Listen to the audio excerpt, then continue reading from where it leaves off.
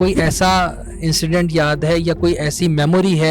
हमारा जो कहना है ना मुल्क के बारे में, वो हमारा शिकवा है ऐसे ही है। और वो मुल्क से नहीं है, वो सिस्टम से, लोगों से हो सकता हाँ। है। ऐसी एक किलिंग स्प्री थी पाकिस्तान के, हाँ। बेशुमार धमाके, एक धमाके की खबर पढ़ते थे, दूसरी आती थी। इंडस्ट्री ज्वाइन करते ही वाक़या हुआ मोहतरमा बेनज़ीर भुट्टो की शहादत का बिग डिजास्टर। जी हाँ। पाकिस्तान की जो पॉलिटिक्स है ना, जी। पाकिस्तान की पॉलिटिक्स के लिए भी एक बड़ा वाक़या है, लेकिन अगर वो बच जाती शायद पाकिस्तान की सिचुएशन कुछ बेहतर होती। फिर न्यूज़ की जो इंडस्ट्री है, ये एक ऐसी इंडस्ट्री है जिसमें आपको अपने जज्बात को साइड पे रख के ऐसे ही है। प्रोफेशनलिज्म का मुजाहरा करना होता है। अच्छी खबर नहीं होती। अल्ताफ़ हुसैन साहब के साथ आपने इंटरेक्ट किया, वो कैसा एक्सपीरियंस था? ये कि आप कराची में रहते हो, जी हाँ। कराची की पैदाइश हो जी। और आपको मौका मिल रहा हो अल्ताफ़ हुसैन साहब से बात जी। करने का, तो आपके लिए एक बिग मोमेंट। हाँ। फिर भी बहुत सारी बातें ऐसी होती हैं सियासी लीडरों के बारे में जो मुखालिफों ने कही होती, जी हाँ। चाहे वो इस साइड हो या उस साइड। ऐसे। अस्सलाम वालेकुम, गुफ्तगू विद ARK में खुशामदीद। आज मेरे साथ जो शख्सियत है वो मीडिया इंडस्ट्री का एक मोतबर नाम, एक जाना पहचाना नाम है। एक वक्त था जब प्रिंट मीडिया था, प्रिंट मीडिया से फिर मेन स्ट्रीम मीडिया, जिसको आप इलेक्ट्रॉनिक मीडिया कहते हैं, वो आया। आज सोशल मीडिया का दौर हो गया, लेकिन सोशल मीडिया के इस दौर में भी मेन स्ट्रीम मीडिया की अपनी एक वक़्त है, अपनी एक अहमियत है। कुछ ही ऐसे एंकर्स आपको नज़र आएंगे जिनका शीन काफ बहुत अच्छा है, जिनका खबरें पढ़ने का अंदाज, जिनकी एंकरशिप बहुत अच्छी है। उनमें से एक हमारे साथ हैं आज, शहजाद खान। अस्सलाम वालेकुम। वालेकुम सलाम। शहजाद भाई, बहुत शुक्रिया, आपने वक्त दिया। Thank you very much. आपसे कैजुअल मुलाकातें और बातचीत तो होती रहती है। आज हम पॉडकास्ट में मौजूद हैं, तो उसी अंदाज में बहुत सी बातें जो है वो डिस्कस करना चाहते हैं, क्योंकि जब भी आपके साथ बैठते हैं बड़ा मज़ा रहता है और बहुत कुछ सीखने को मिलता है। Thank you. 20 साल हो गए तकरीबन इस सफ़र को के आगाज़ को। टेलीविजन का जो सफर है वो तो 18वें साल में। अच्छा। तो मैं समझता हूँ कि मैं टीवी में तो बालिग हो गया माशाल्लाह। थोड़ा सा रेडियो का था 6 साल तकरीबन, बज़्म तलबा, जो कि आपने भी उसका हिस्सा रहे हैं। जी। वो एक बहुत शानदार एकेडमी है, उसमें कोई शक नहीं है। और मेरा तो ख्याल है कि जो आज जो अच्छे नाम हैं उनमें से बहुत सौ का ताल्लुक रेडियो से या बज़्म तलबा से किसी न किसी तरह से रहा है। जी हाँ। तो फिर जाहिर है अगर आप सिर्फ इंडस्ट्री की, टेलीविजन इंडस्ट्री या ब्रॉडकास्टिंग की बात करें, तो ये दो चीज़ें मेन हैं। थोड़ा सा इस हवाले से देखा जाए तो थोड़ा सा डॉक्यूमेंट्रीज, थोड़ी सी थिएटर। अच्छा, थिएटर भी किया आपने। अच्छा, हमने आपको मुख्तलिफ स्क्रीन्स पे देखा, CNBC में भी देखा, ARY पे भी देखा। मदर जहाँ से स्टार्ट किया वो कौन सा इदारा था? TV1 का चैनल स्टार्ट हो रहा था, न्यूज़ 1। आई सी। तो उसके लिए हायरिंग हो रही थी, 2007 की बात है। हाँ।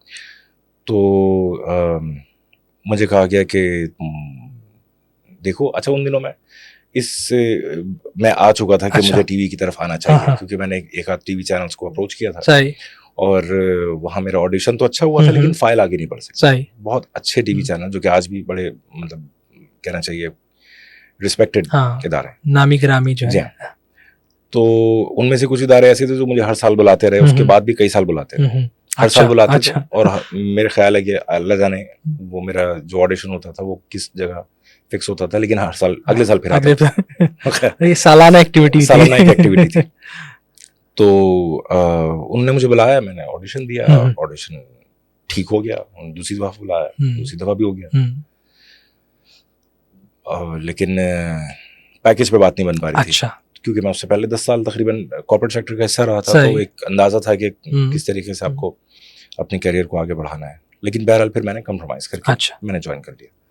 न्यूज़ 1 जो चैनल लॉन्च जब हो रहा था, तो मैं उस दौरान एक बिल्कुल नौआमूज, ना तजुर्बेकार एक न्यूज़ एंकर के तौर पर, जिसको रेडियो का कुछ एक्सपीरियंस था, लेकिन टीवी का कोई एक्सपीरियंस नहीं था। उससे पहले कभी पार्टिसिपेट भी नहीं किया था किसी भी हवाले से, किसी टीवी शो में या कहीं पे? मुझे याद नहीं पड़ता। कोई मीडिया अपीयरेंस नहीं थी। जो पहली मीडिया अपीयरेंस हुई, कैमरे पे कोई अपीयरेंस, कैमरे पे ऊपर जो पहली अपीयरेंस हुई वो TV1 पे नहीं, तो बस वही थी। अच्छा, अदर देन द ऑडिशंस, जो ऑडिशन वो एक अलग, वो तो पार्ट ऑफ सिलेक्शन है। तो ऑडिशन में भी हमने वही किया जैसे हर कोई करता है, आज भी करते हैं, कि वो अपने आप को जब देखते हैं वो प्रीव्यू में तो बड़ा अच्छा लगता है कि तैयार होके। तो आज हम दूसरों को ये कहते हैं ऑडिशन देते वक्त, उस वक्त हमें कोई कह रहा था कि बेटा आप कैमरे में देखें, जी हाँ, वो उसकी तरफ मत देखें। तो खैर अच्छा, लेकिन वो मेरे लिए बड़ा जबरदस्त एक्सपीरियंस साबित हुआ। चैनल लॉन्च होते हुए देखना, it's a treat to watch. I सी।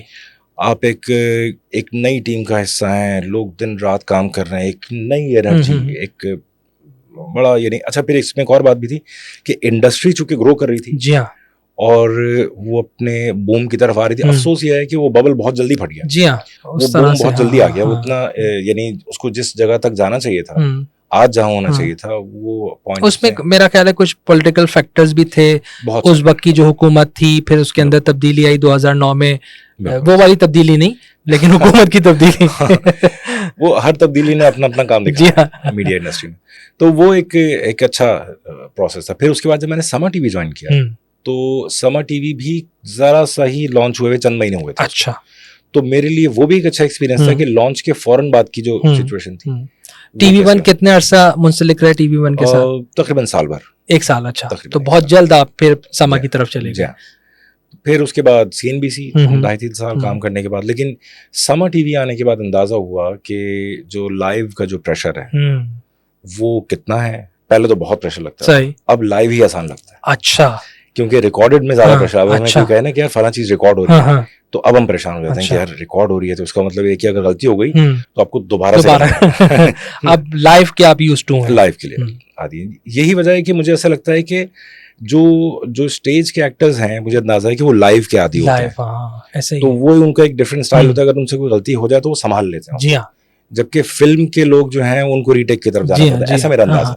ये आप सही कह रहे हैं। अच्छा, इसी तरह से कि आप ज़ाहिर है हम पॉडकास्ट बहुत ज़्यादा आप देख रहे हैं कि हो रहे हैं, तो मैंने भी कुछ पॉडकास्ट के अंदर पार्टिसिपेट भी किया और कुछ जगहों पे खुद भी होस्ट कर रहा हूँ। तो ये चीज़ मैंने भी देखी है कि कुछ लोग आते हैं तो वो बात करते करते अचानक रुक जाते हैं, कहते हैं अच्छा इसको दोबारा करते हैं। तो मैं उनको ये कहता हूँ कि नहीं, दोबारा करने वाला मामला नहीं है इस वक्त। तो बस हम बैठे हुए कैजुअल, हम तो बात कर रहे हैं। तो इसके अंदर तो हर वक्त के साथ साथ चीज़ें तब्दील होती जाती हैं, तो आपको उसके मुताबिक जो है अपने आप को ढालना पड़ता है। अच्छा, आपने this is a casual talk with a mic. Exactly. हाँ, तो इसमें जब भी हम कहते हैं कि लिमिट्स नहीं है, जो चाहे बोलें, और जाहिर है मेन स्ट्रीम मीडिया की अपनी जो है वो ऑब्लिगेशंस होती हैं, वो किसी हद तक यहाँ पर नहीं होती हैं। आपने भी शहजाद भाई बात की कि लाइव के ऊपर एक अपना प्रेशर होता है, और लाइव न्यूज़ आपके पास पीछे से भी प्रोड्यूसर भी आपको कह रहा होता है कि जी ये खबर आ गई, ब्रेक करना है। और अल्हम्दुलिल्लाह हमारे यहाँ उस तरह का नहीं है, चीखने चिल्लाने वाले एंकर्स में से आप नहीं है, मैंने आपको हमेशा फॉलो किया है, लेकिन एक प्रेशर तो है। कोई ऐसा इंसिडेंट याद है या कोई ऐसी मेमोरी है कि जिसके ऊपर आपने इंस्टेंट प्रेशर फील किया हो कि यार मैं करूं तो क्या करूं, किस तरह से मैनेज करूं? ऐसे बहुत सारे वाक़यात हैं, क्योंकि एक वक्त ऐसा रहा है कि एक हमारे पाकिस्तान हमारा प्यारा मुल्क है जी, हम यहाँ पैदा हुए हैं, ज़ाहिर है हमारी इससे मोहब्बत जो है फितरी है। इसी और अगर कोई ये कहे कि नहीं मुझे इस मुल्क से मोहब्बत नहीं है, तो वो झूठ बोलता है। आप पाकिस्तान को उसके सामने बुरा कह के देख लीजिए, पता लगता है। ऐसे ही हम ना कहेंगे, कोई और कहेगा तो भी पता लगता है। खैर, तो हम खुद बाज़-औक़ात कर लेते हैं कुछ, लेकिन जब दूसरा करता है तो बर्दाश्त नहीं होता। हमारा जो कहना है ना मुल्क के बारे में, वो हमारा शिकवा है। ऐसे ही है, और वो मुल्क से नहीं है, वो सिस्टम से, लोगों से हो सकता है। लेकिन अगर हमसे कोई दुश्मनी करने की बात करेगा ना, तो वो नहीं, फिर वो ऐसे ही। अच्छा, coming back to the point, ऐसी एक किलिंग स्प्री थी पाकिस्तान के, बेशुमार धमाके, एक धमाके की खबर पढ़ते थे दूसरी आती थी। ऐसा ही है। और यानी ऐसा हुआ है कि हमने कराची में जो ब्लास्ट हुआ था आशूरा पे, वो हमने खुद सुना। हम स्टूडियो में मौजूद थे, बहुत करीब धमाका। किस चैनल पे थे उस दौरान? मैं समा में ही थे। हाँ, तो बहुत नजदीक है वो, तो समा का जो स्टूडियो है। इतनी आवाज आई थी कि हमारी बिल्डिंग के शीशे लरस गए थे उसमें। और एक वाहिद चीज, ये तो नहीं कहूंगा उस वाक़े के बारे में, लेकिन उस वाक़े से पहले एक चीज ये हुई थी कि मैं पूरे दिन सुबह 9 बजे से न्यूज़ कर रहा था। अच्छा। ये शाम 4 बजे करीब हुआ था, और मैं उसी वक्त उठ के मैंने ब्रेक लिया था, और मैं खाना वाना खा के और प्रॉपर तरीके से आके रिलैक्स होके बैठा। और उस चीज को मैं इसलिए भी फील कर सकता हूँ शहजाद भाई कि मैं उस दिन जब ये वाकया हो गया था तो फिर मैं जिन्ना हॉस्पिटल गया था। अच्छा। और फिर जिन्ना हॉस्पिटल में मैं पानी लेने के लिए किसी के लिए जा रहा था और उसी वक्त जिन्ना हॉस्पिटल में भी ब्लास्ट हो गया था। तो मैं उसका विटनेस भी हूँ और उस चीज़ को मैं भी फील कर सकता हूँ कि आपने क्या महसूस किया होगा उस वक्त। मेरे ख्याल है आपने गालिबन आप चेहलम की बात कर रहे हो। सॉरी, मैं चेहलम की बात कर रहा हूँ। जी बिल्कुल, हाँ मैं चेहलम, हाँ बिल्कुल मैं चेहलम की बात कर रहा हूँ। अच्छा, चेहलम वाले वाक़े पे उससे वाकई मुझे क्यों ये बात याद रही, क्योंकि जो चेहलम वाला जो धमाका हुआ था वो नर्सरी वाले ब्रिज पे हुआ। एग्जैक्टली मैं मिक्स कर गया, सॉरी। हाँ जी। अब वो चूंकि रिलेटेड एक ही जैसा है तकरीबन, उसमें हमारी टीम गई थी और वो डीएसएनजी उसके बाद उन्होंने कहा था कि हम फॉलो कर रहे हैं और हम जाएंगे जिन्ना अस्पताल और वहां से हम आपको अपडेट करेंगे। सही। वो वहां गए, वो डीएसएनजी अप कर रहे थे, वहां दूसरा ब्लास्ट हो गया। अच्छा, ब्लास्ट होने के बाद ये हुआ कि वहां कम्युनिकेशंस बंद हो गए। सही। और for the next an hour और सो हमारे किसी क्रू के किसी बंदे से, इवन ड्राइवर से भी हमारा रब्ता नहीं हो पा रहा था। और वो बड़ा प्रेशर का मोमेंट था, क्योंकि वो जो रिपोर्टर थी आज माशाल्लाह बहुत सीनियर हैं, फरियाल आरिफ, ब्यूरो चीफ भी रही हैं समा की। मैं इस वक्त याद नहीं आ पा रहा कि इस वक्त किस पोजीशन पे है, लेकिन ब्यूरो चीफ रही हैं वो समा की और very capable and senior reporter now. तो वो उस टीम में थी और मैं और मेरे साथ एनी अली थे, हम न्यूज़ कर रहे थे। और एक वक्त ऐसा है कि एनी अली न्यूज़ करते करते रो पड़ी और वो खामोश हो गई। उन्होंने मुझे इशारा किया कि अब आप संभालें। आप उस हीट ऑफ द मोमेंट में होते हैं, आप बार बार बता रहे हैं कि आपकी टीम उस जगह मौजूद है और आपके जहन में चेहरा घूम रहा है उस कैमरामैन का, उस रिपोर्टर का।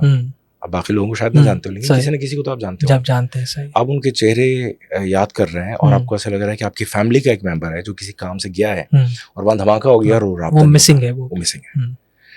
तो और आपको यहाँ अपनी प्रोफेशनलिज्म को भी बरकरार रखना है।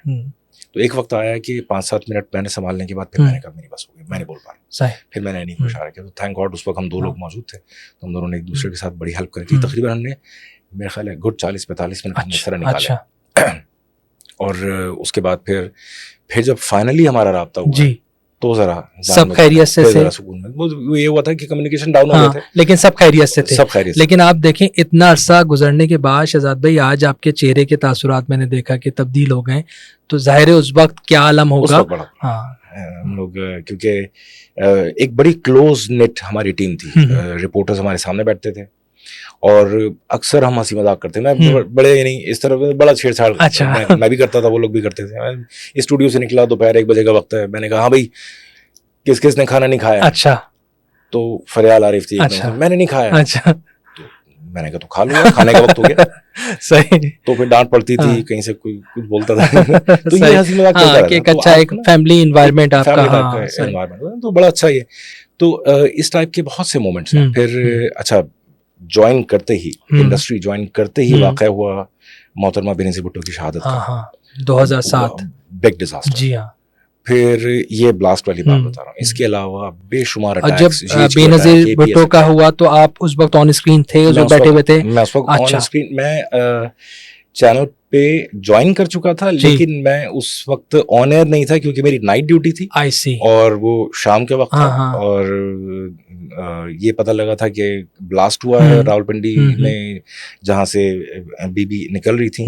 और उसके बाद तकरीबन 1 घंटे तक कियोस रहा। एंड आई रिमेम्बर शाम के 5:10 हो रहे थे क्योंकि सर्दियां थी। सही। और इशा मगरिब का वक्त होने वाला था। 5:10 या 15 मिनट थे। तो हमने एयरवाई स्विच किया तो there was Wasim Badami. And Wasim Badami ने बहुत एहतियात के साथ ये बात कही थी कि हम बहुत एहतियात के साथ हम ये बात आपको बता रहे हैं कि मोहतरमा बेनज़ीर भुट्टो अब हम में नहीं रही। जितने एहतियात से उन्होंने वो खबर पढ़ी थी ना, that was a lesson for me कि आपको कोई बड़ी खबर, मुश्किल खबर आपको किसी की बतानी हो तो किस तरह से बताते हैं। तो वो एक पॉइंट था। उस रात मैं जा नहीं सका क्योंकि मुझे गाड़ी लेने नहीं आ सकी। हालात और सारी चीजें। और ये मैं समझता हूँ कि रिसेंट तारीख में बड़ी खबरों में से एक बहुत बड़ी खबर थी जो बेनज़ीर भुट्टो की शहादत। मेरा ख्याल है कि पाकिस्तान की जो पॉलिटिक्स है ना जी, पाकिस्तान की पॉलिटिक्स के लिए भी एक बड़ा वाकया है, बड़ा नुकसान, हमारा एक बड़ा नुकसान, सियासी नुकसान तो था ही बड़ा, लेकिन उसके बाद जो कई साल जो धमाके हुए हैं, जी हाँ, मेरा ख्याल ये है कि अगर मोहतरमा जो अल्लाह ने लिखा था वो हुआ जी।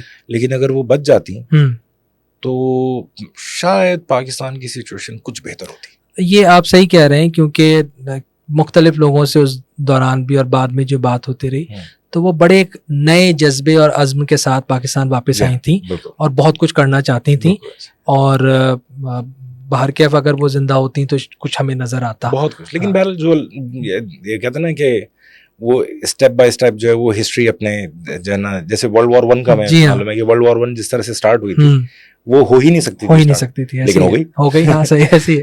तो खैर, तो इस तरह के बहुत सारे वाकयात हैं। मिसाल के तौर पे GHQ अटैक जब हुआ था, फिर APS अटैक जब हुआ था, फिर इस तरह के बेशुमार वाकयात, बड़े इमोशनल जो APS अटैक है खास तौर पर, बड़ा बहुत मुश्किल होते। फिर कौन सा ऐसा शहर बचा था, कौन सा ऐसा फिर न्यूज़ की जो इंडस्ट्री है ये एक ऐसी इंडस्ट्री है जिसमें आपको अपने जज्बात को साइड पे रख के ऐसे ही प्रोफेशनलिज्म का मुजाहरा करना होता है। हालांकि हम जिसके बारे में खबर बता रहे हैं एक लॉस ऑफ लाइफ है, कोई लॉस ऑफ प्रॉपर्टी है किसी की, कोई धमाका हुआ है, या फिर धमाके की हम इन जनरल बात करें क्योंकि हमने यही देखा है। सही। लेकिन न्यूज़ के बारे में कहा जाता है कि अच्छी खबर नहीं होती। सही। हालांकि अच्छी खबर भी खबर होती है, लेकिन चूंकि हमें अच्छी खबरें मिलती कम है तो इसलिए बुरी खबरें बनाई भी जाती हैं, उनकी हेडलाइंस बनती हैं, उनको उछाला भी जाता है। तो मेरा ख्याल है कि ये एक बड़ा आहिस्ता आहिस्ता इंसान को सुन कर देता है, नम कर देता है। और जैसे ही आपने सोचना शुरू किया कि इस वाक़े में अगर कोई शख्स जख्मी हुआ होगा तो क्या हुआ होगा उसके साथ, तो बहैसियत एक इंसान आपको बड़ा मुश्किल हो जाता है। और सिलसिला यही है कि ज़ाहिर है आप कोई गम की खबर दे रहे हैं तो इंसान है, उसका असर तो आप लेते हैं, लेकिन अगर आप शायद रो गए या तासुरात आ गए तो बाद में वो प्रोफेशनलिज्म नहीं रहेगा। लोग हो सकता है उसका मजाक भी बनाएं, क्योंकि हर खबर के साथ हर कोई किसी और अंदाज से रिएक्ट कर रहा होता है। अच्छा, ये मैंने पहली दफ़ा देखा जब मोहतरमा की शहादत हुई जी। तब मैंने एक बहुत सीनियर हमारे सहाफ़ी हैं, उनको मैंने ऑन एयर रोते हुए देखा, और वो मेरे लिए एक और लेसन था कि क्या ये ठीक है, क्या ये ठीक नहीं है। बट देन आई थॉट कि हम इस दुनिया से अलग थोड़ी हैं। नहीं है, बिल्कुल ऐसे ही। हम जिसके बारे में बात कर रहे हैं उनसे हमारी जज्बाती वाबस्तगी है, हमारी सियासी या जो भी हमारी जज्बाती एक इमोशनल एफिलिएशन है उनके साथ। तो ये लॉस बहुत बड़ा है। नहीं, बहुत से लोग नहीं जानते होंगे, जब ज़िया-उल-हक का तैयारा क्रैश हुआ था तो अजहर लोधी, PTV का बड़ा नाम, तो उन्होंने जिस अंदाज से वो ट्रांसमिशन की थी, मैं समझता हूँ कि वो यूट्यूब पे बहुत सी उसकी क्लिप्स मौजूद हैं। तो आज के जो न्यूज़ एंकर्स हैं वो रो पड़े थे, और उनको देखना चाहिए। बड़े कंपोज्ड आदमी थे अजहर लोधी, लेकिन वो भी उस वक्त रो पड़े थे। तो ज़ाहिर है कोई वाबस्तगी आपकी हर वक्त का साथ, तो वो चीज़ें होती हैं। अच्छा शहजाद भाई, कोई ऐसे ही कोई जो फनी मोमेंट हो गई हो इसी ब्रेकिंग न्यूज़ की जंग के दौरान, कि जिसको कहना कुछ था कह कुछ गए, इस अंदाज की कोई चीज़? अभी हम बैठे हुए पीछे बात कर रहे थे ना कि किताबचा को कुत्ता बच्चा पढ़ दिया। ऐसे तो बहुत हुए। अच्छा, ऐसे तो अच्छा एक वाकया ऐसा है जो बहुत सैड वाकया था। उसके ऊपर रिपोर्टिंग करने के लिए मतलब एक एंकर गई, बड़ी सीनियर एंकर, उन्होंने कहना शुरू किया, वो उन्होंने जुमला शुरू किया कुछ और, जब वो उसकी तकरार करती गई तो वो जुमला बन गया कुछ और। अच्छा सही है ना। अब वो जब तकरार उन्होंने करनी शुरू की तो उनके पास अल्लाह जाने क्या हुआ। समटाइम ऐसा होता है ना कि आपका ब्रेन एक लॉक पोजीशन में आ जाता है, आपके पास मजीद जुमले नहीं बन रहे होते जी। या उस इवेंट में या किसी जगह पे आप कवर करने के लिए पहुंचे हैं और आपके पास कोई अपडेट नहीं है। सही है। तो आप मजबूरन जो हुआ है उसी को रिपीट करते हैं बार बार। तो उनको शायद टाइम गेन करना था वो कुछ, तो वो she kept repeating that thing, और that was a funny thing. और वाकया बहुत सीरियस था। और अपने चैनल के जो उस वक्त डायरेक्टर न्यूज़ थे, वो ऑफिस में मैंने उनको देखा, वो टहलते हुए आ रहे हैं और उनकी नज़र स्क्रीन पे है, मतलब कहते हैं ना फोकस के साथ, और उन्होंने फ़ोन निकाला और PCR में कॉल करके सिर्फ उन्होंने एक जुमला कहा, ब्रेक ले लो। आई सी। अच्छा, उनकी आवाज़ इतनी डिफरेंट आवाज़ थी, पर्टिकुलर आवाज़ थी कि उन्होंने समझ लिया। अच्छा। और हम स्क्रीन पे देख रहे हैं, हम उनको देख रहे हैं और स्क्रीन पे देख रहे हैं, खामोशी से कि वो क्या रहा है। अच्छा। स्क्रीन पे हमने देखा 5 सेकंड के अंदर उसने ब्रेक ले लिया। अच्छा। और अब वो फोन करके उन्होंने कहा ये जो तुम कह रही हो ये नहीं ये है। अच्छा। उसने कहा ओके, जो भी कहा उसने सही। इन्होंने फोन बंद किया। हाँ। खाली शायद 15 सेकंड बाद दोबारा ऑन एयर आ गया। अच्छा। और अब वो जुमला ठीक, अब जुमला ठीक हो गया। वो जुमला मैं आपको बाद में बताऊंगा। अच्छा। सॉरी मैं वो जुमला बता नहीं सकता, लेकिन it was a funny thing. अच्छा, इस तरह और बहुत कुछ हुआ है। वो बाद में हमने देख लिया था, वो न्यूज के ऊपर वो बड़ा वायरल भी हुआ, मेरा ख्याल है आप उसी की तरफ इशारा कर रहे थे। वो मीम्स में बड़ा बाद में हमने देखा। तो वो बहुत हमने इस तरह के, अच्छा कुछ चीजें हम भी कर गए। वो बोलने कुछ जा रहे थे, निकल कुछ और गया मुंह से। समा में थे और क्लोजिंग करते हुए मुझसे न्यूज़ वन निकल गया। अच्छा। देखते रहिए न्यूज़ वन। हमारे एक साथी थे, वो देखते रहिए जियो न्यूज़ क्या गए। एक साहब थे जो समा में ही काम कर रहे थे और सीनियर एंकर है, तो बड़े समा में ही है। अच्छा, नाम नहीं लेना, नाम नहीं ले रहा उनका। बड़े प्यारे दोस्त हैं मेरे दोस्त, मेरे मोहसिन। वो क्या है, देखते रहिए समिया। अच्छा। और उसके बाद हम हंस हंस के पागल। अच्छा, एक आदमी जिसकी बहुत जबरदस्त परफॉर्मेंस रही हो ना, तो आप उसकी बात को गलती नहीं मानते। सही। It's an innocent thing, twist of tongue है वो, ठीक है, हो गया, हम सब बस के चला गया। एक एंकर ने ऐसा किया था। अच्छा। कि वो यौम अली की कवरेज के लिए खड़े हुए थे और चूंकि वो उनको भेजा गया था खास तौर से इसी काम के लिए। अच्छा, उनसे ये तवक्को थी कि वो चूंकि खुद भी बेहतर जानते हैं मामलात को, तो वो कर लेंगे। मसलक से ताल्लुक। हाँ, मसलक वही है। और कोई ऐसी बड़ी चीज थी नहीं, वो रेगुलर सी एक कवरेज थी और उसके बाद अजान हो जाती। ये रमजान की बात हो रही है, जी बिल्कुल। तो उन्होंने रोजा खोलना और निकल जाना, बस ये करना था। वो कवरेज में शहादत इमाम हुसैन कह गए। मेजर मिस्टेक, ये blunder, that was a major mistake, क्योंकि ये मजाक नहीं था। ये सीरियस मामला। लेकिन ये सीरियस मिस्टेक जरूर थी, but still it was an innocent mistake. तो वो, अच्छा, उसके बाद जो हुआ वो कॉमेडी थी। अच्छा, क्योंकि उसके बाद उनको सब फोन करते रहे। अच्छा, पहले तो उन्होंने माना ही नहीं कि मैं ये क्या गया। फिर उनको उस वक्त, तो अब तो बड़ा आसान होता है दिखाना, उस वक्त उनको रिवाइंड करके दिखाया गया। तो वो बेचारे चुप, कह रहे यार ये कैसे हो गया। अब उनको ऑफिस से फोन आ रहे हैं। अच्छा, कि तुम ऑफिस आ जाओ। और वो ऑफिस में आना नहीं चाह रहा, फोन नहीं उठा रहे। अच्छा, उनसे घर चलेगा। अच्छा, दूसरे दिन उनका वीकली ऑफ था, वो दूसरे दिन नहीं आए। फिर उसके बाद आए।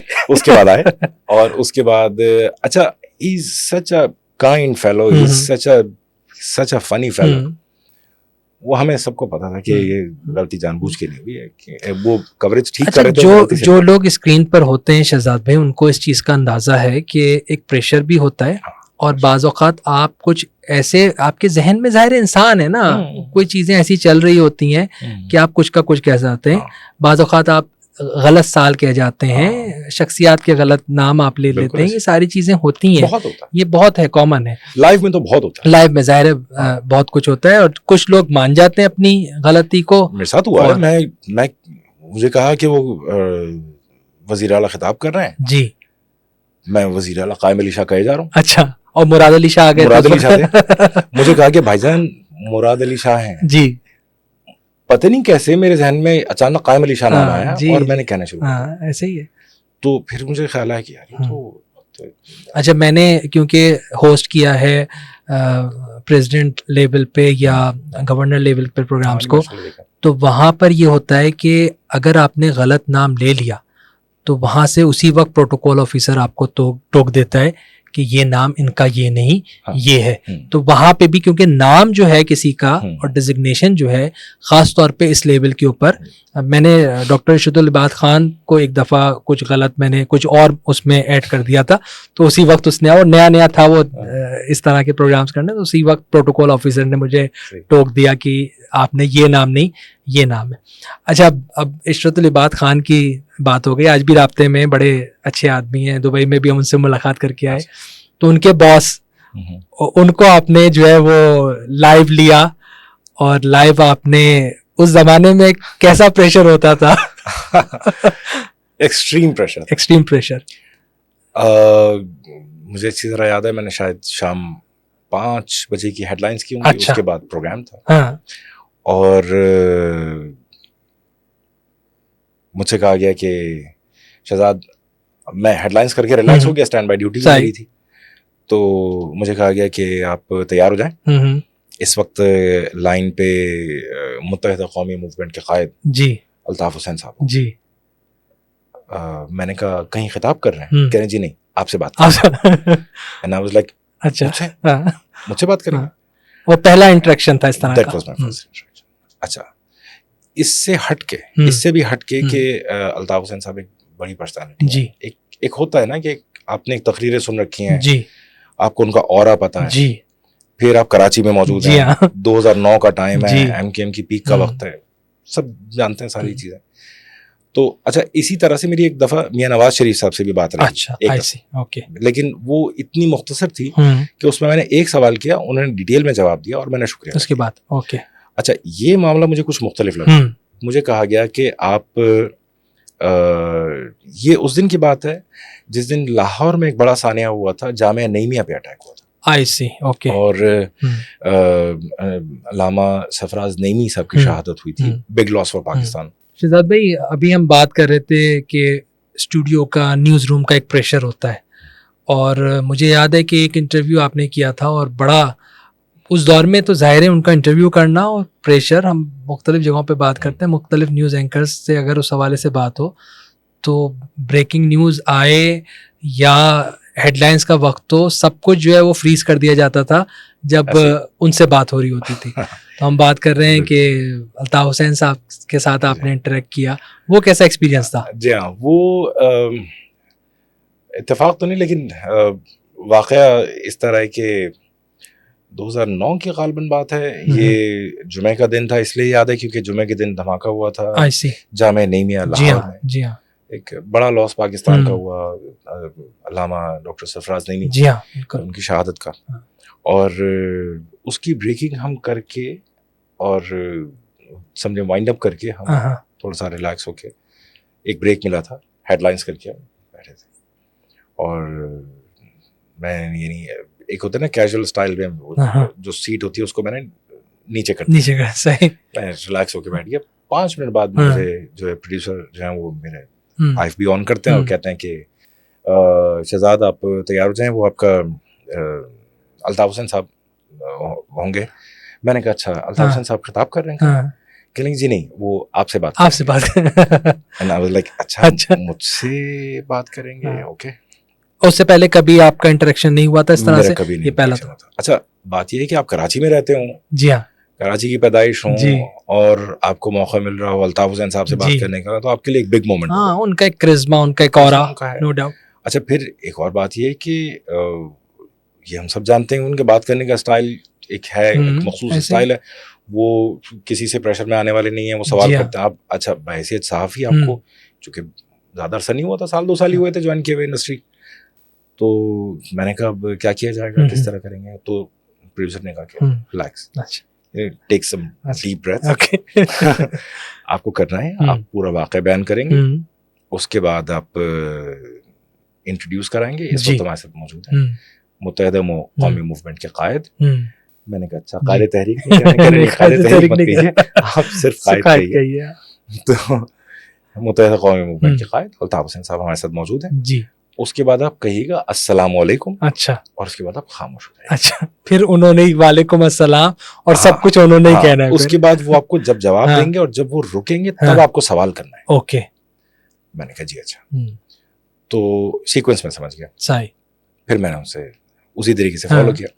अच्छा, हो ही रहा था कि जाहिर है हम जानते हैं एमकेएम का एक नेटवर्क सिस्टम है पूरा, सेक्टर्स का, यूनिट्स का, फिर वो लंदन, कराची, सब कुछ। और ये समा की बात हो रही है, समा है, ठीक है। तो मैंने उनसे सवाल किया बहुत अच्छे से। अच्छा, ये उनकी खास बात है जी, वो जिस एंकर से भी बात करते हैं पहले उसका नाम पूछते हैं कि मैं किससे बात करूं। अच्छा, मैंने कहा शहजाद खान। अच्छा ठीक है। तो अब उन्होंने मुझे सलाम तक ठीक था। हाँ। उसके बाद जब मैंने उनसे सवाल पूछा तो उन्होंने मुझे नाम लेके मुखातिब किया। That was a big moment for me। कि बड़े लीडर जब आपको नाम लेके पुकारे तो एक बड़ी बात होती है, चाहे वो आपको बात नहीं याद रखें, मोटिवेटेड हो जाते हैं, बूस्ट हो जाते हैं, ठीक है।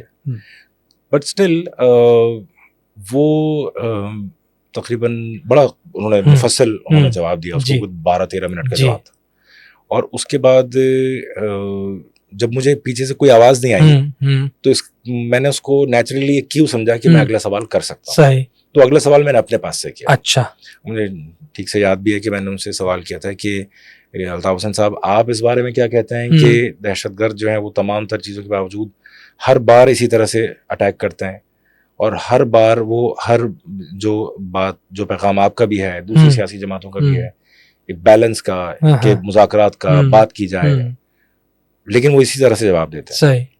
तो इस पे आप क्या कहते हैं? तो उस पे एक फर्दर उन्होंने एक डिटेल कोई 10-12 मिनट का जवाब दिया, विच वाज मेरे लिए एक अच्छी बात ये थी कि मैंने अपने पास से सवाल सही।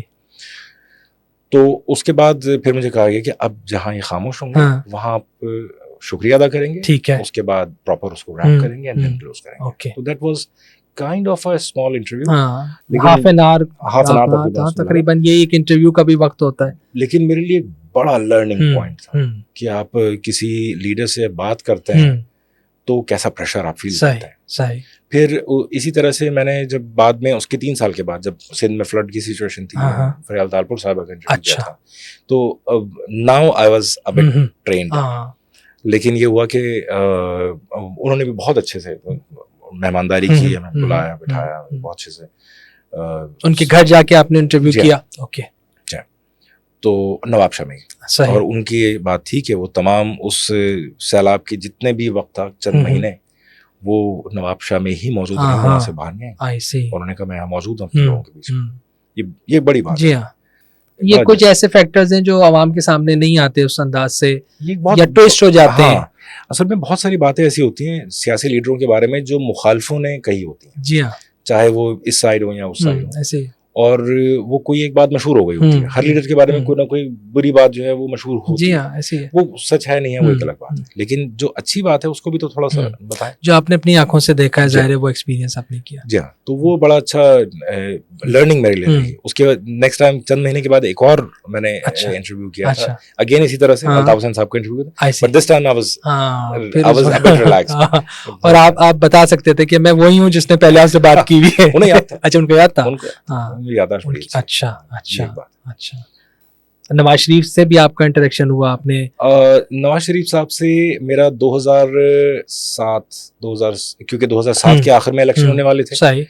तो उन दिनों वो, मुझे ठीक से याद नहीं पड़ रहा कि वो पहुंच चुके थे वापस या वो दुबई में ही थे। अच्छा। उस दौरान मेरी उनसे एक फ़ोन पे बात हुई थी, और किसी खास मौजू पे हमने उनसे बात की थी, और बड़ा उन्होंने उस पर भी बड़ा उन्होंने प्रॉपर तरीके से मुझे कोई 6-7 मिनट का उन्होंने प्रॉपर जवाब दिया था।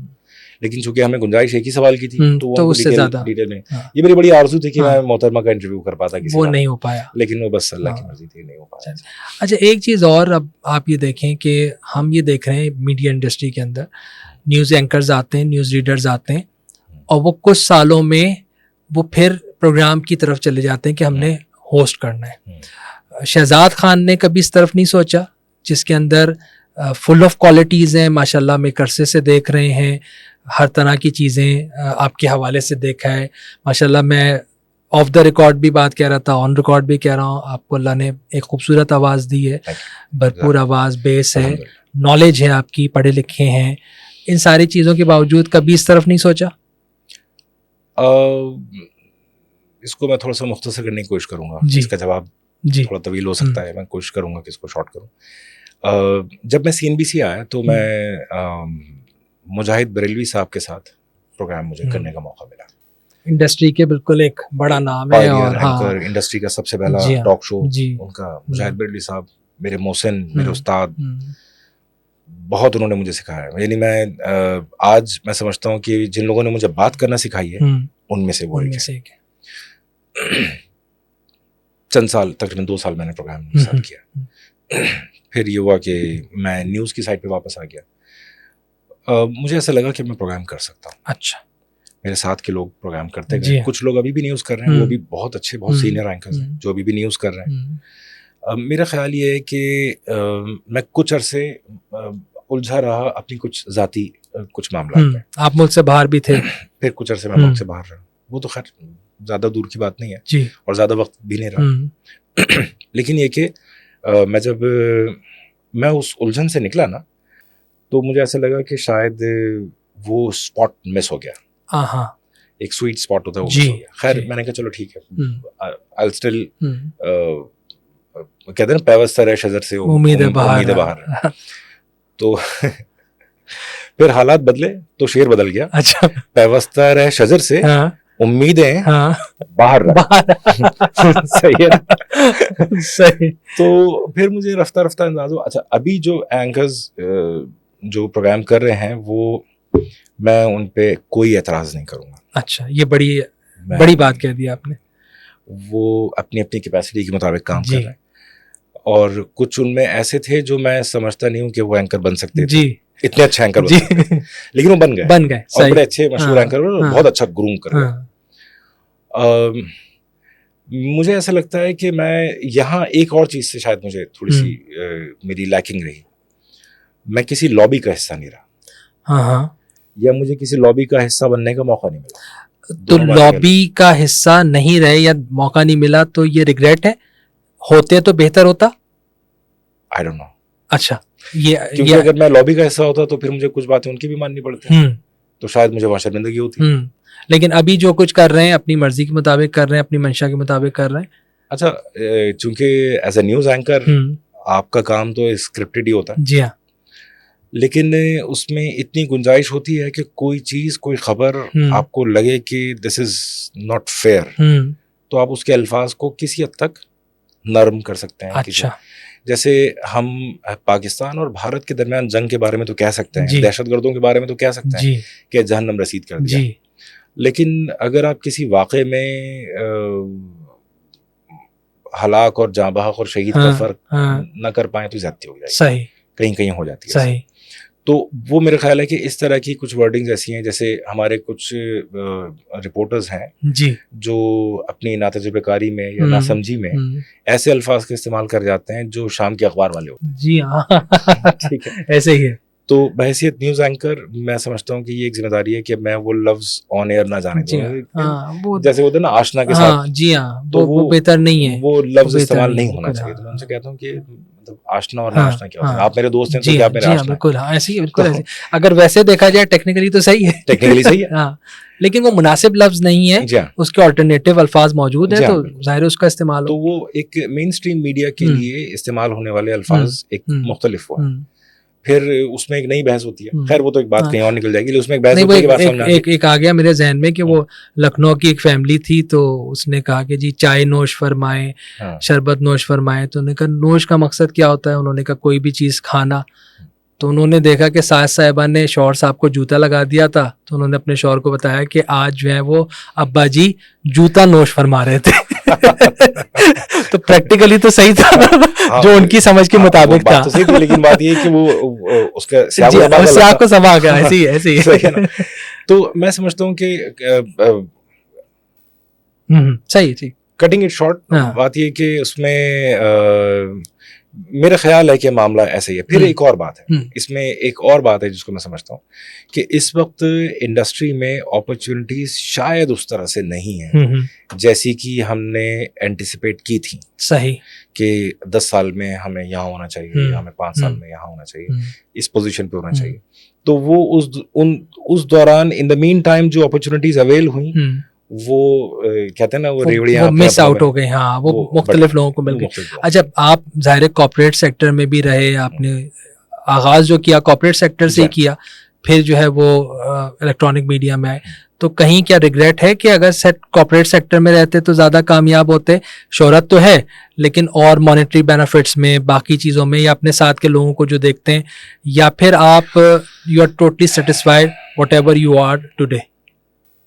अगेन एक मुश्किल सवाल, एक खासा मुश्किल सवाल है, लेकिन ये वो सवाल है जो मुझे लगता है कि कहते हैं ना कि वो कोई गैब से कोई आपके जहन में कोई ख्याल आया, क्योंकि हर साल जी ईद और बकरीद पर मैं ये बात सोचता हूँ। अच्छा, एग्जैक्टली। वो इसलिए कि हमारा जो टेलीविजन मीडिया में बड़े इस मामले में मुझे बड़ा रिग्रेट है। ये एक रिग्रेट मेरा है कि जिस चीज की खातिर मैं इंडस्ट्री में आया था वो शौक मेरा पूरा हुआ। सही। शोहरत हर एक को अच्छी लगती है, शोहरत, मेरा ख्याल है कि चंद ही लोग होते हैं दीवाने जिन्हें शोहरत से लगाव नहीं होता, ये तो, लेकिन अच्छा लगता है जब लोग आपको पहचानते हैं। इंसान की जो है फितरत में शामिल है कि वो मशहूर हो। लेकिन मेरी ये ख्वाहिश थी कि मैं कोई ऐसा काम करूं जिसमें मुझे लोगों से मुख्तलिफ मौज़ूआत पे बात करने का मौका मिल सके। कॉर्पोरेट सेक्टर में एक लैकिंग ये थी कि मैं अगर किसी से किसी और मौजू पे बात करने लगूं तो उन्हें लगता था कि मेरे पास काम नहीं है, आप फारिग हैं। सही, हाँ, ऐसे बिल्कुल ऐसी। तो अब मैं इस लिहाज से देखा जाए तो अपनी फेवरेट इंडस्ट्री में हूँ और मुझे इसको एंजॉय करना भी चाहिए, मैंने एंजॉय किया भी। लेकिन बात यह है कि हर ईद और बकरीद पर जो एक एक्स्ट्रा बोनस का चेक आता था, जी, वो मीडिया इंडस्ट्री में नहीं वो नहीं आता। और आप ऑन ड्यूटी होते हैं, आप ऑन ड्यूटी फिर भी होते हैं। इसमें एक छोटा सा एक वाक़या मैं बता दूं, आप चाहें तो उसको शामिल कीजिएगा जी। मेरी यहाँ कराची आर्ट्स काउंसिल में मुलाकात थी एक किसी सेमिनार में, किसी सेमिनार में मुलाकात हो रही थी, तो वहाँ एक सहाफ़ी रहनुमा थे, एक सहाफ़ी लीडर वहाँ मौजूद थे। तो उन्होंने पूछा कि इस सोसाइटी का लीडर कौन है, इस सोसाइटी का हीरो कौन है। सही। तो मैंने कहा इस सोसाइटी का हीरोज में से एक मीडिया वर्कर भी है। सही। तो उन्होंने कहा नहीं, हम तो इन जनरल बात करें, टॉपिक से जरा हट गए आप, ये वो कुछ ऐसी बात थी। मैंने कहा देखिए मैं उसके एक रीजन बता देता हूँ। मीडिया वर्कर वो है जिसको बाय एंड लार्ज तनख्वाह देर से मिलती है। सही है, ये एक फैक्ट है जिस पे वो बात ही नहीं कर सकता। सही। आप ये तो बताते हैं कि फला रोड पे फला शहर में टीचर्स एहतजाज कर रहे हैं, नर्सेज एहतजाज कर रही हैं, खुद को कितनी तनख्वाह देर से मिल रही नहीं बता सकते। या और मीडिया इंडस्ट्री में ये आम बात है कि 4 महीने 2 महीने 3 महीने कोई बड़ी बात नहीं है। अब मिल जाए तो बड़ी बात है, मिल जाए बड़ी बात है। वो कुछ लोग तो कमेटी, कुछ चैनल्स ऐसे हैं जहाँ तो कमेटियां डलती हैं इस तरह से ना कि वो आप खुल गए तो इस महीने आपके खुल गई तो आपको तनख्वाह मिल गई। अच्छा, लेकिन मेरा ख्याल ये कि सिचुएशन थोड़ी सी बेहतर होने के बावजूद हम बहुत पीछे खड़े हैं। आप ईद और बकरीद पर भी देखें तो एक आम सा मिडिल क्लास शख्स भी अपने घर में काम करने वाली मुलाजमा को एक कुछ ना कुछ ईदी के तौर पे, बोनस के तौर पे, कोई सूट, कोई कपड़े, वो कहती है मेरे बच्चों की चूड़ियां, बेटियों की तो आप वो चूड़ियां ले लेते हैं, या किसी के बच्चे के लिए जूते आप दिला देते हैं। मीडिया इंडस्ट्री में ऐसा कुछ नहीं है। अब कुछ चैनल्स ने ये स्टार्ट किया और मेरा ख्याल है कि ये बड़ी नाइंसाफी, मैं इस बात को बड़ी नाइंसाफी समझता हूँ। और वो जो सहाफ़ी रहनुमा बैठे थे उन्होंने कहा हमने protection of journalist bill pass किया। मैंने कहा सर प्रोटेक्शन नहीं चाहिए। अच्छा, एक चीज़ और, ये जो आपने बात की ना, अक्सर जगहों पे बात होती है कि न्यूज़ एंकर क्या जर्नलिस्ट है भी या नहीं है। हाँ, ये भी इस अंदाज की बात होती है। तो जब ऐसा सुनते हैं तो फिर क्या महसूस होता है? इतने साल लगाए इंडस्ट्री में और आज ये सवाल हो रहा है कि आप उस फील्ड से हैं भी या नहीं है। ये तो ऐसी बात है जिसका आप जवाब दे भी नहीं सकते। सही। क्योंकि इसके जवाब में कोई ऐसी बात नहीं कही जा सकती जो अखलाक के ज़ाहिर में है। सही है। और अब तो मैं अज़राए मजाक कहूँ, बहुत से यूट्यूबर्स जो हैं वो जर्नलिस्ट का कार्ड लेके घूम रहे होते हैं, वो दिखा रहे होते हैं कौन सा चैनल है आपका, कहते हैं यूट्यूब चैनल है हमारा। अच्छा, इसमें एक और बात है कि सहाफ़ी बनना जो है वो फी ज़माना सबसे आसान है। सही। और सहाफ़ी बनने का मयार क्या है? किसी खास प्रेस क्लब की मेंबरशिप। सही। प्रेस क्लब तो एक क्लब है जहाँ पे सहाफ़ी आके बैठते हैं। जी हाँ, ऐसे ही है। मेरा ख्याल है कि अगर आप यूनियन के मेंबर हैं तो वो ज्यादा स्ट्रांग होना चाहिए। किसी भी यूनियन के मेंबर है, अगर वो ऑथेंटिक और ऑथराइज्ड है, रिकग्नाइज्ड है, तो वो उसका मेंबर होना आपको ज्यादा जेन्युइन सहाफ़ी बनाता है। अच्छा, फिर एक और बात कि मेरी एक जगह बात हुई थी, इसमें थोड़ा सा कुछ रिपोर्टर्स से मेरी बात हुई। सहाफ़ी बहुत अच्छे सहाफ़ी, लेकिन चूंकि कोई भी इंसान मुकम्मल नहीं होता, हम में भी कुछ खामियां होंगी, उनमें भी होंगी। तो उन्होंने कहा कि यार एंकर तो सहाफ़ी नहीं होता ना। अच्छा, तो रिपोर्टर असल सहाफ़ी होता है। मैंने कहा बिल्कुल सही। मैंने कहा चले, मैं आपकी इस बात को मानते हुए मैं अगर आपसे कहूँ कि आप इस बार जो है वो जिना अस्पताल जाइए और वहाँ की जो इलाज मौलवी की सूरत हाल है उसके ऊपर हमें रिपोर्ट बना के दीजिए। तो उन्होंने कहा मेरी तो बीट ही नहीं है। मैंने कहा क्यों, आपकी बीट क्यों नहीं है? उसने कहा नहीं है। मैंने कहा अच्छा, फलाना जगह डकैती का वाक़या हो गया, वो कवर कर लें। तो उन्होंने कहा नहीं, ये भी मेरी बीट नहीं है। सही। मैंने कहा तो आपकी बीट है क्या? उन्होंने कहा एंटरटेनमेंट। मैंने कहा अच्छा सही। तो आपकी एंटरटेनमेंट की ही बीट है, आप इसके अलावा कोई और काम नहीं कर सकते। मैंने कहा एंटरटेनमेंट, हेल्थ, क्राइम, स्पोर्ट्स, ये सब करने के बाद जो एक आदमी इन सारी खबरों को हैंडल कर रहा है, उसको साफ ही नहीं, उसको आप साफ ही नहीं मान रहे। ऐसे ही, बिल्कुल ऐसे ही है। और वो आपके अल्फाज, यानी बहुत से ऐसे रिपोर्टर्स हैं जो बहुत सीनियर, बहुत अच्छे लोग हैं, जो बिजनेस के रिपोर्टर्स, सही, they are suppose to be educated, उन्हें जार्गन्स मालूम होने चाहिए, टर्मिनोलॉजीज मालूम होने चाहिए, स्टैटिस्टिक्स पता होने चाहिए उनको, बैकग्राउंड पता होना चाहिए, और वो मईशत को माशियत बोलते हैं। हाँ सही है, ठीक है। तो उसका मतलब, तो उन्हें तो अपना जो बुनियादी चीजें वही बोलनी नहीं आती, तो उसका मतलब तो साफ ही नहीं हुए। और उसमें कहीं ना कहीं शहजाद भाई आप देखते हैं ना, इंडस्ट्री के अंदर ट्रेनिंग्स नहीं है, आपको वो भीड़ चाल है जहां आपको लोग मिलते हैं, मिल जाते हैं। प्लस आप एंकर्स भी देखें, हमने थोड़ा सा, आपने कहा कि मैं उसके ऊपर कोई बात नहीं करूंगा, मैं किसी को बुरा नहीं कहूंगा, लेकिन आज आप देखें कि आज जो नया एंकर आ रहे हैं, चले मैं किसी और अंदाज से आपसे सवाल करता हूँ, आप माशाल्लाह से तकरीबन 18 साल से इंडस्ट्री के अंदर हैं, आज जो एंकर्स आ रहे हैं, न्यूज़ रीडर्स आ रहे हैं, न्यूज़ एंकर्स आ रहे हैं, प्रोग्राम होस्ट आ रहे हैं, आप उनको कहाँ पे देखते हैं? क्या जिस वक्त आप आए थे आपने अपने आप को ग्रूम किया, पॉलिश किया, तो क्या वो उससे बेहतर आ रहे हैं, या उस लेवल पे भी नहीं है जिस लेवल पे शहजाद खान ने किसी पहली मीडिया पेरेंट्स को फेस किया था? मैंने जब पहला इंटरव्यू दिया था तो उसके बाद उन्होंने मुझसे कुछ सवालात किए थे, सही, मुख्तलिफ सियासतदानों के बारे में, क्या आप इनको जानते हैं, मुख्तलिफ मुल्कों के बारे में इनको जानते हैं, मुख्तलिफ कंपनीज के बारे में कि आप इनको जानते हैं। तो कुछ सही कुछ गलत मैंने जवाब दिया। आज के कुछ एंकर्स ऐसे हैं, लेकिन ये मैं कुछ आइसोलेटेड एग्जांपल्स दे सकता हूँ। बाय एंड लार्ज हो सकता है कि लोगों के एक्सपीरियंसेस मुख्तलिफ हों, लेकिन जो मैंने देखा, नॉलेज बहुत है, काबिलियत नहीं है, स्कर्टेड नॉलेज है। हाँ सही। अच्छा, कुछ एंकर्स ऐसे हैं जो मैं बहुत ज़माने से सुनता आ रहा हूँ, ये मैं बहुत शुरू से सुनता आ रहा हूँ, और I am sorry female anchors ने ज़्यादा ये बात कही है, लेकिन मैंने एट द सेम टाइम मैंने ऐसी फीमेल एंकर्स देखी हैं जो बहुत ही कमाल काम करने वाली, सही, ठीक है। फला किसी प्लेयर का नाम गलत ले लिया, मैंने कहा ये तो फला नाम नहीं था, तो उन्होंने कहा नहीं, मुझे असल में ना स्पोर्ट्स में इंटरेस्ट नहीं है। अच्छा। फिर उन्होंने एक फिल्म का नाम भी गलत ले लिया, तो मैंने कहा ये फिल्म का नाम, तो उन्होंने कहा मुझे असल में ना फिल्म में भी इंटरेस्ट नहीं है।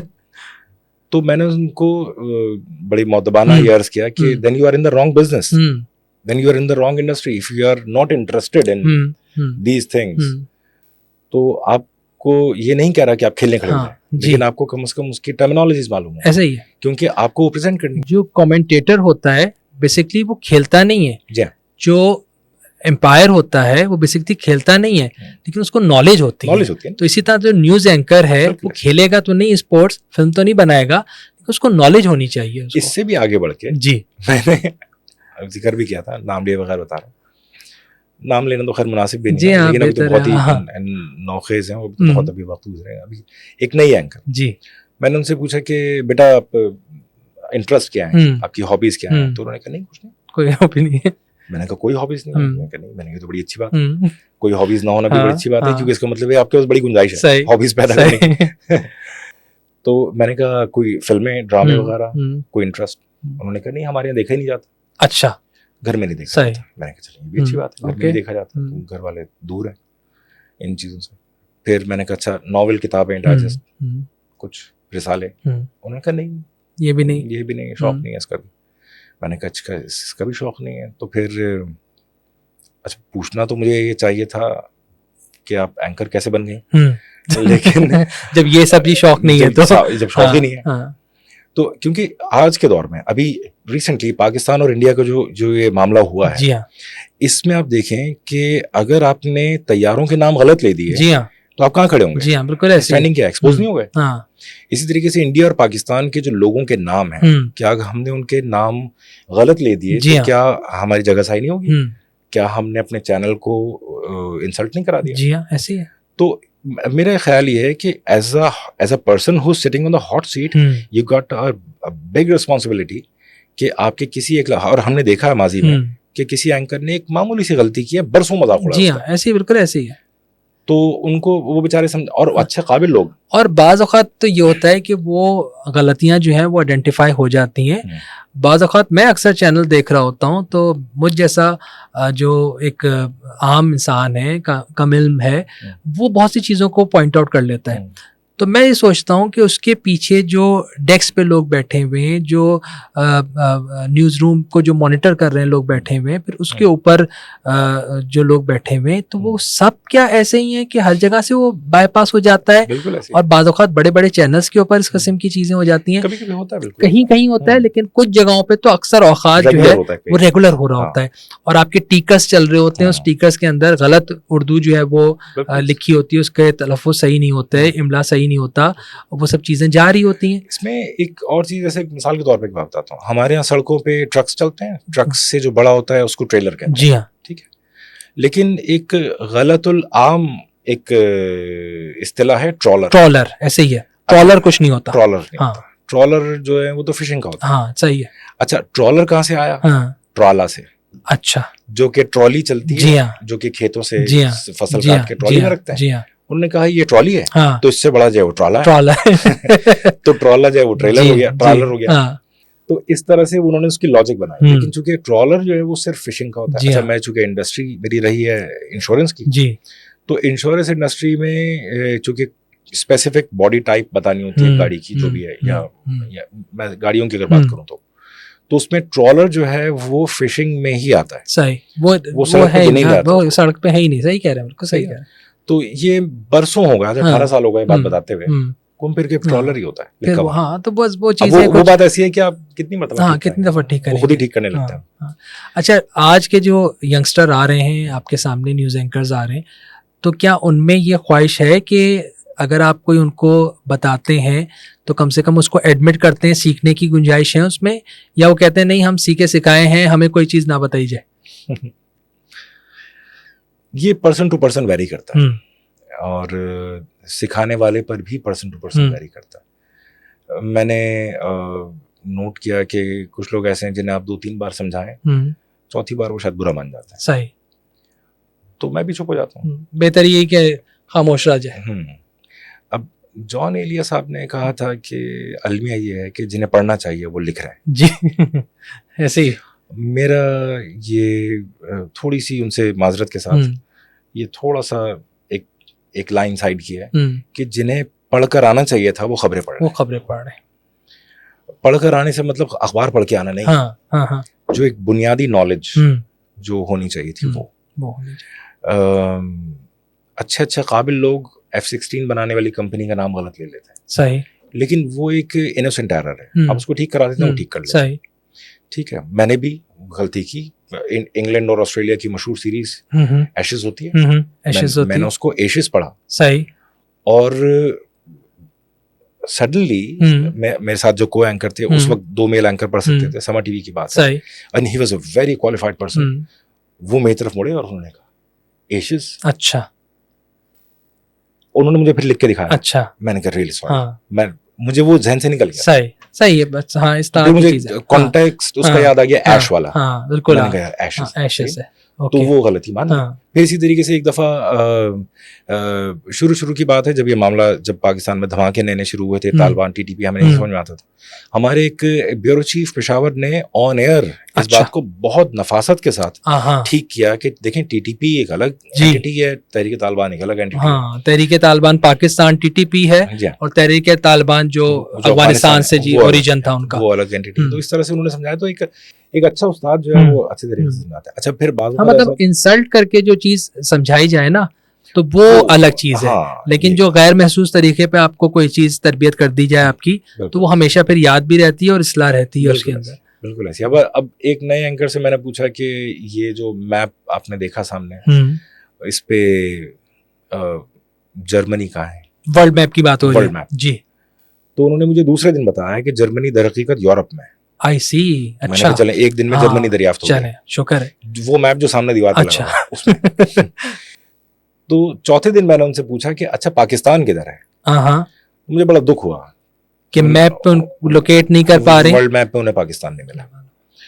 तो इसमें मैं समझता हूँ कि उसमें उनकी जाती जो लेकिन मैं समझता हूँ शहजाद भाई, अगर आप इस लेवल की बात कर रहे हैं तो मेरा ख्याल है क्लास 4th 5th के कंटेंट के अंदर, सिलेबस के अंदर मैप रीडिंग मौजूद होगी। तो इसका मतलब है कि शायद इससे भी कुछ कम पढ़े लिखे लोग आ रहे हैं, किसी से कुछ गलती, हाँ कहीं गलती हुई है, और या फिर ये कि शायद वो सिर्फ चीटिंग कर करके ही जो है वो आगे तक आ गए। अच्छा, हम ने बात अभी जो इंडिया पाकिस्तान कॉन्फ्लिक्ट हुआ, हम बात कर रहे थे नैरेटिव बिल्डिंग की, तो कहीं ना कहीं नज़र आता है कि उर्दू में तो आप ज़ाहिर देखते हैं कि बहुत से मीडिया हाउसेस मौजूद हैं, चैनल्स मौजूद हैं, कहीं इंग्लिश चैनल्स हमें नहीं नज़र आते, कुछ थे वो भी ख़त्म हो गए। क्या किसी उर्दू चैनल के ऊपर, क्या इंग्लिश में कोई टॉक शोज हो सकते हैं कि वहाँ पर इंटरनेशनली नैरेटिव को बिल्ड किया जा सके? बिल्कुल हो सकता है। इसको दो तरीके से किया जा सकता है। एक तो ये कि एक सरकारी चैनल ऐसा हो जी जो थ्रू आउट इंग्लिश में हो। मेरे ख्याल है कि पीटीवी न्यूज़, हाँ पीटीवी वर्ल्ड, पीटीवी वर्ल्ड पे शायद एक्सपेरिमेंट हुआ था, बाद में उसको रोक दिया गया था। मेरा ख्याल ये है कि उस एक्सपेरिमेंट को कंटिन्यू होना चाहिए। इसकी वजह ये है कि दुनिया भर में आपकी बात जो है वो इंग्लिश में ही समझाई जाए। जी हाँ, जी हाँ। तो ये अभी डीजी आईएसपीआर साहब को बहुत मेहनत करनी पड़ी, हर तरफ भाग भाग के जाना पड़ा। बिल्कुल ऐसी है। तो आपका अगर एक नैरेटिव बिल्ड होता है तो आपको एक बड़ी सपोर्ट मिल जाती है कि आपने जो बात कही है वो उस मुख्तलिफ टाइम स्लॉट्स में, लेकिन आपका एक नैरेटिव जा रहा है दुनिया के सामने। और जाहिर है जब आपका स्टेट चैनल मौजूद होगा ना, तो उसको देखने वाले लोग, चाहे दूसरे मुल्कों में आम व्यूअर मौजूद हो ना हो, उनकी स्टेट जरूर वॉच करेगा। तो एक बड़ा एक जंप होगा।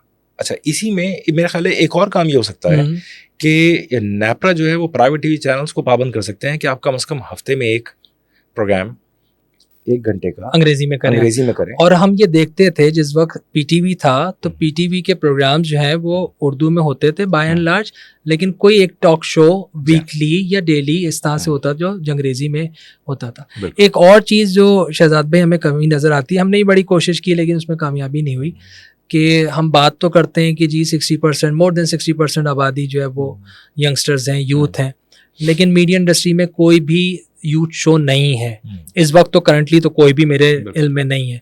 कुछ हुए भी हैं तो बहुत अरसा हो गया उनको ख़त्म हुए। बहुत से चैनल्स में बात भी हुई तो उन्होंने कहा कि रेटिंग्स नहीं आती हैं, स्पॉन्सर्स नहीं आते हैं। आप क्या समझते हैं, होना चाहिए कोई ऐसा शो जो यूथ को स्पेसिफिकली कैटर कर रहा हो? असल में देखिए, इसमें काम है स्टेट के करने का। मेरे ख्याल है कि आप कराची से स्टार्ट करें और कश्मीर तक चले जाएं, पेशावर तक भी चले जाएं, तो बेशुमार यूनिवर्सिटीज मौजूद हैं। सही। हर यूनिवर्सिटी में इंजीनियरिंग के डिपार्टमेंट है। इंजीनियरिंग के डिपार्टमेंट में सैकड़ों स्टूडेंट्स हैं। सही। उनको हर अगले सेमेस्टर में या हर सेमेस्टर में टास्क मिलता है कि आप कोई नई चीज इन्वेंट करके लाएं। सही। तो वो कुछ ना कुछ बना के लाते हैं ना, वर्केबल होता है जो। तो इसका मतलब है कि हमारे पास एट एनी गिवन टाइम 200-500 चीजें मौजूद होंगी कि किसी ने कुछ ना कुछ इन्वेंट किया होगा। अगर वो दिखाना ही नहीं चाहेंगे तो कौन देखेगा? वो नहीं, ठीक है ना। तो अगर पैमरा ये पाबंद नहीं करता कि पैमरा टीवी चैनल्स को, अब टीवी चैनल्स मौजूद हैं, न्यूज चैनल्स मौजूद हैं, धड़ाधड़ सबके पास टाइम स्लॉट्स मौजूद हैं, कम से कम हफ्ते का एक टाइम स्लॉट, रोज का ना सही, हफ्ते का एक टाइम स्लॉट दिया जाए यूथ के हवाले से। सही। और चूंकि ये कमर्शियल है तो, लेकिन कमर्शियल होने के बावजूद जिम्मेदारी तो है ना। अच्छा, इसी तरीके से बहुत से प्रोग्राम रिपीट में चला रहे होते हैं, कंटेंट 24 घंटे आपने देना है, कंटेंट तो 24 घंटे आप उसके अंदर आप यूथ को एंगेज कर सकते हैं। एक तो ये किया जा सकता है, प्लस उनके कमर्शियल्स का मसला भी हल किया जा सकता है। कमर्शियल्स का मसला यूं हल किया जा सकता है कि ये काम भी स्टेट ही करेगी कि जो कंपनीज अपनी CSR पॉलिसीज बनाएंगी, जो कॉर्पोरेट जो सोशल रिस्पांसिबिलिटी की, उनको पाबंद किया जाए कि ऐसे प्रोग्राम्स को स्पॉन्सर करें, ताकि ना इसका नुकसान हो ना उनका नुकसान हो। तो मेरा ख्याल है कि इस तरह से ये मामला बहुत अच्छे तरीके से बन सकता है। अच्छा, एक चीज़ और मैं आपसे बात ज़रूर करना चाहूँगा, और वो ये है कि ज़ाहिर है हम आपको एक आइकन के तौर पे देखते हैं, न्यूज़ एंकर आइकन के तौर पे देखते हैं। क्या वो खुसूसियात होती हैं एक एंकर के अंदर जो होनी चाहिए, जो उसको एक सक्सेसफुल एंकर बनाता है? अगर आप प्रेजेंटेबल हैं जी, तो आप ज़्यादा से ज़्यादा 5 सेकंड व्यूअर को रोक सकते हैं। ठीक है। अगर आपकी आवाज़ अच्छी है जी, तो आप अगले 5 सेकंड और रोक सकते हैं। सही। ये मेरा अंदाजा है। सही। लेकिन अगर आपके पास कंटेंट नहीं है देन यू गॉन। सही। तो यानी आप प्रेजेंटेबल हो, आपकी आवाज अच्छी हो और कंटेंट हो। कंटेंट, ये तीन चीजें। कंटेंट के पीछे सारी मेहनत है, नॉलेज, डिग्रीज, सब कुछ सब उसी के अंदर। तो ये तीनों चीजें माशाल्लाह शहजाद खान में मौजूद है। कंटेंट भी है, प्रेजेंटेबल भी है, और जो है आवाज तो आप सब सुन ही रहे हैं। बहुत शुक्रिया शहजाद भाई, आपने वक्त दिया और बड़ी अच्छी गुफ्तगू रही। हम पता नहीं कितनी देर और बैठ के बात कर सकते हैं, लेकिन कहीं ना कहीं टाइम लिमिटेड होता है। ऑल्दो कहते हैं पॉडकास्ट में लिमिटेड नहीं होता, लेकिन फिर भी लिमिटेड होता है, देखने वाले की तो होता है। तो बड़ी अच्छी आपसे गुफ्तगू रही। Once again thank you very much for your time. Thank you. Allah Hafiz.